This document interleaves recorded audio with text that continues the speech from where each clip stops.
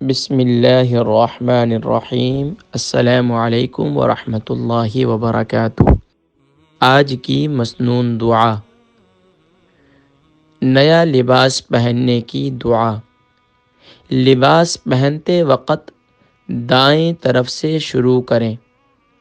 بخاری شریف حدیث نمبر 168۔ اور یہ دعا پڑھیں۔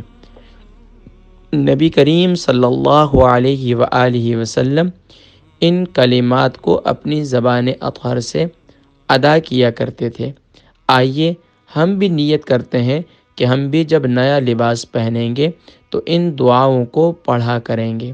خاص طور پر نیا لباس جب بھی آپ دھو کر بھی لباس پہنیں تو پھر بھی یہ دعا پڑھا کریں۔ آئیے ان کلمات کی ادائیگی درست کرتے ہیں، پریکٹس کرتے ہیں اور زبانی یاد کرنے کی نیت کرتے ہیں۔ بسم اللہ الرحمن الرحیم۔ اللہم لک الحمد انت کسوتنی۔ اللہم لک الحمد انت کسوتنی۔ أسألك من خيره وخير ما صنع له۔ أسألك من خيره وخير ما صنع له وأعوذ بك من شره وشر ما صنع له وأعوذ بك من شره وشر ما صنع له۔ ایک بار پھر پڑھ لیتے ہیں۔ اللہم لک الحمد انت کسوتنیہ اسألک من خیرہ أسألك من خيره وخير ما صنع له وأعوذ بك من شره وشر ما صنع له۔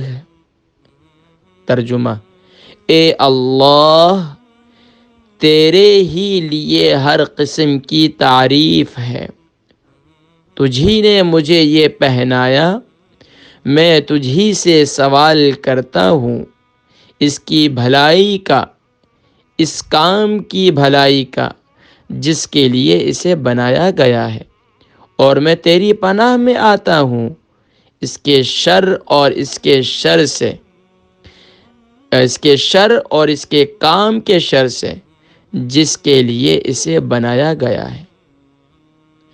یہ حدیث مبارکہ سنن ابی داؤد کے اندر اور سنن ترمذی شریف کے اندر موجود ہے۔